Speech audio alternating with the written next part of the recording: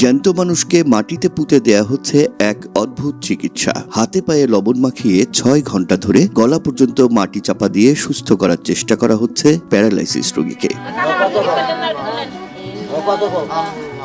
রোগীকে মাটিতে পুঁতে রেখে এমন অদ্ভুত চিকিৎসার ঘটনা ঘটেছে বগুড়ার সারিয়াকান্দি উপজেলায়। বাতাস না গেলে তো আমরা এই মাটির মধ্যে এক গলা গাঁথা করে পুঁতে তুই আবার বেশি বেশি ভাবতো গাছ করে উপজেলা সদর থেকে মাত্র ২ কিলোমিটার দূরে যমুনা তীরবর্তী গ্রামটির বাসিন্দারা দাবি করেন এমন চিকিৎসা এর আগেও করা হয়েছে এই এলাকায়। প্যারালাইসিস রোগের চিকিৎসায় ডাক্তারদের প্রতি মোটেও আস্থা নেই তাদের, তাই চলে এমন উদ্ভট চিকিৎসা। ডাক্তার কাছে ওটা পঙ্গু, ওটা মরা, ওটা একবারে ফেলে দেওয়ানো ওই রোগী। ওই রোগীকে আর দিন দিন ভরা বাঁচার পাবেন না। দিন কয়েক আগে হঠাৎ করেই বাম হাত পা অবশ হয়ে যায় সত্তর্ধ ভুলু মণ্ডলের। স্থানীয় কবিরাজ মিলনকে দিয়ে ঝাড়ফুঁক করালেও তাতে কোনো কাজ না হয় তারই পরামর্শে শুরু হয় গর্ত বা মাটি চিকিৎসা। প্রতিবেশীদের সহযোগিতায় বাড়ির উঠোনে খোঁড়া হয় গর্ত। সেই গর্তে ভুলু মণ্ডলকে শুয়ে ৫ কেজি লবণ দিয়ে মুখমণ্ডল বাদে পুরো শরীর মাটি চাপা দিয়ে রাখা হয় প্রায় ৬ ঘন্টা।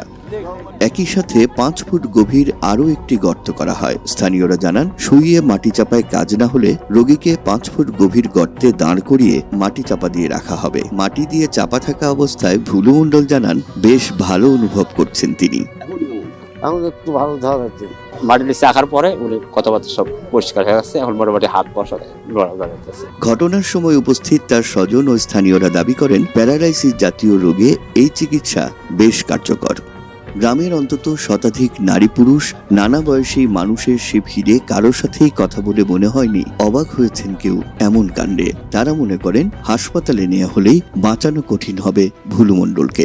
আমরা এরকম ভাবে হাসপাতাল নিয়ে না, হাসপাতাল নিলে আরো ন্যাংরা হয়ে থাকে। মিলন নামে একটা কবিরাজ আছে, ওই ছেলেটা এসে ঝাড়ার পরে ভালো হয়ে গেছে আমরা দেখলাম। এদিকে সাংবাদিকদের উপস্থিতি টের পেয়ে গা ঢাকা দেয় ভুলু মণ্ডলকে মাটিতে পুঁতে রাখা কথিত কবিরাজ মিলন। স্থানীয়রা জানান অটোরিকশা চালক মিলন নিয়মিত আশপাশের কয়েক গ্রামের প্যারালাইসিস রোগীদের এমন মাটি চিকিৎসা দিয়ে থাকেন। তবে পরবর্তীতে খোঁজ নিয়ে জানা যায় মাটি চিকিৎসায় কাজ না হয় শনিবার রাতে ভুলু মণ্ডলকে চিকিৎসার জন্য ঢাকা মেডিকেলে নিয়ে গেছেন তার সন্তানেরা।